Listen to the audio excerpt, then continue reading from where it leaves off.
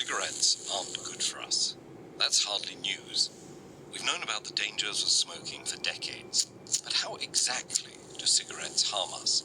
Let's look at what happens as their ingredients make their way through our bodies and how we benefit physically when we finally give up smoking.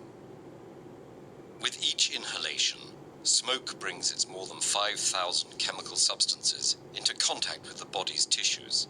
From the start, tar, a black, resinous material, begins to coat the teeth and gums, damaging tooth enamel and eventually causing decay.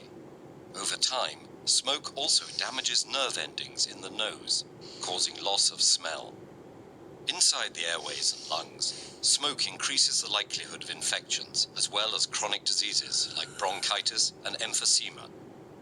It does this by damaging the cilia, tiny hair-like structures whose job it is to keep the airways clean. It then fills the alveoli, tiny air sacs that enable the exchange of oxygen and carbon dioxide between the lungs and blood. A toxic gas called carbon monoxide crosses that membrane into the blood, binding to hemoglobin and displacing the oxygen it would usually have transported around the body. That's one of the reasons smoking can lead to oxygen deprivation and shortness of breath. Within about 10 seconds, the bloodstream carries a stimulant called nicotine to the brain, triggering the release of dopamine and other neurotransmitters, including endorphins, that create the pleasurable sensations which make smoking highly addictive. Nicotine and other chemicals from the cigarette simultaneously cause constriction of blood vessels and damage their delicate endothelial lining, restricting blood flow. These vascular effects lead to thickening of blood vessel walls and enhance blood platelet stickiness, increasing the likelihood that clots will form and trigger heart attacks and strokes. Many of the chemicals inside cigarettes can trigger dangerous mutations in the body's DNA that make cancers form. Additionally, ingredients like arsenic and nickel may disrupt the process of DNA repair, thus compromising the body's ability to fight many cancers. In fact, about 1 of every 3 cancer deaths in the United States is caused by smoking. And it's not just lung cancer. Smoking can cause cancer in multiple tissues and organs, as well as damaged eyesight and weakened bones. It makes it harder for women to get pregnant, and in men, it can cause erectile dysfunction. But for those who quit smoking, there's a huge positive upside with almost immediate and long-lasting physical benefits. Just 20 minutes after a smoker's final cigarette, their heart rate and blood pressure begin to return to normal. After 12 hours, carbon monoxide levels stabilize, increasing the blood's oxygen-carrying capacity.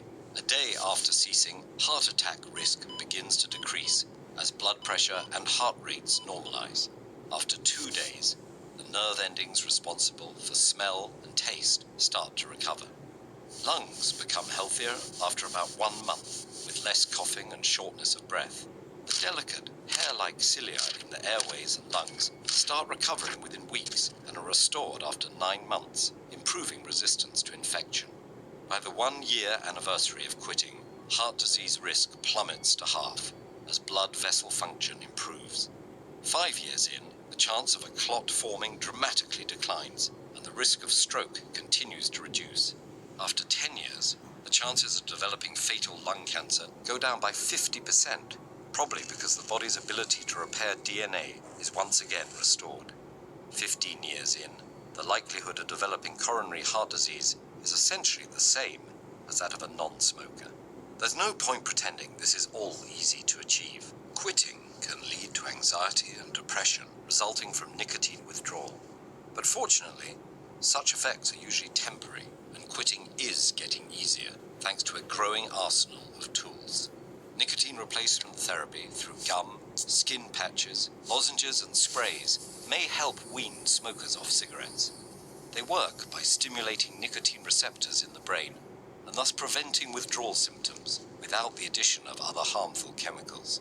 Counseling and support groups, cognitive behavioral therapy, and moderate intensity exercise also help smokers stay cigarette-free. That's good news, since quitting puts you and your body on the path back to health.